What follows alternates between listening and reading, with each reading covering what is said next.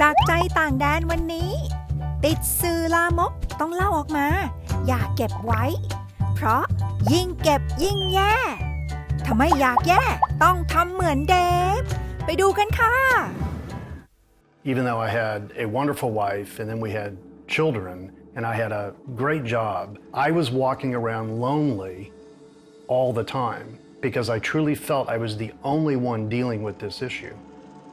Dave had a secret. As a boy, he accidentally found pornography. It seemed to help him deal with loneliness. I remember distinctly the woman on the front cover. I saw someone who was going to nurture me, was going to take care of me, was going to be there for me. But instead, it brought him guilt and shame all the way into adulthood. Even after he married Meg, he continued his addiction to pornography. The last thing I wanted anyone to know was to find out what I was doing and what was going on inside me. From my perspective, our marriage was normal. We had stressors, we had challenges, we'd work them through. I very much led a double life. I was not totally 100% present in anything we did as a family. Dave traveled frequently for his sales job. The time alone led to more temptation. Every time I acted out, there was more reason to believe I was a horrible, rotten person. Although he was a Christian, Dave couldn't fully surrender his addiction. I was praying constantly that God would take it away. But I became discouraged when pressure or anxiety would mount and I would choose to act out again. When a friend stepped down from his church leadership position because of sexual addiction, Dave saw it as an opportunity to finally confess. But I still held on to some of the darkest parts of my addiction in fear that she would still end up leaving me. So I did what I thought I should do as a good Christian wife. I forgave him, and we moved on. Dave joined a men's sexual accountability group at his church.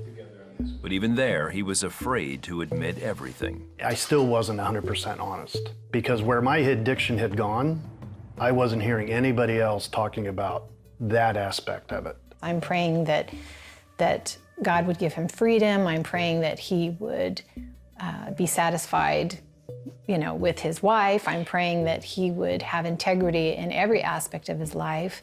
Meg thought their problems were being resolved. But over the next 2 years, as Dave's addiction escalated, shame tightened its hold on him. There were multiple times that I would confess to Meg, but there would always be things I would leave out. And every time I did that, the addiction increased in intensity. Then in March of 2001, while on a business trip, Dave moved beyond pornography. I had called a prostitute. She came over. We engaged in sex, and at that point, that was it. He was horrified at how far his porn addiction had taken him. In his despair, he cried out to God. God said, Dave, it is time. You need to confess everything to Meg, and if you don't stop doing what you're doing, you will die. I felt him turn his face from me, and I felt a loneliness that I have never, ever felt.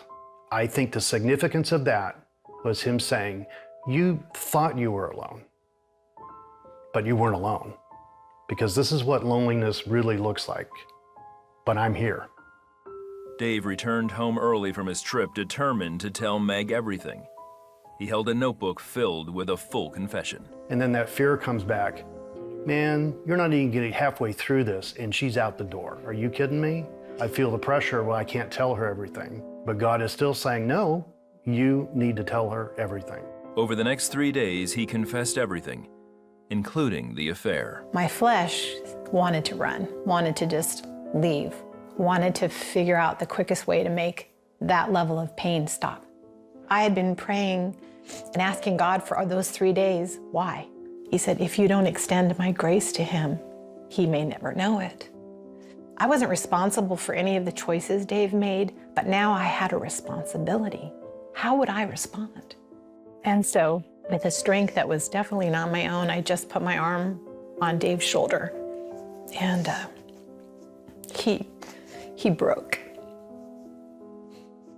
I truly believe I was saved at that point. Not spiritually, but physically saved, forgiven, loved. God's arms around me. That was the most amazing time in my life. I was obedient to God's call for me to act with grace, and so I believe that began the forgiveness process.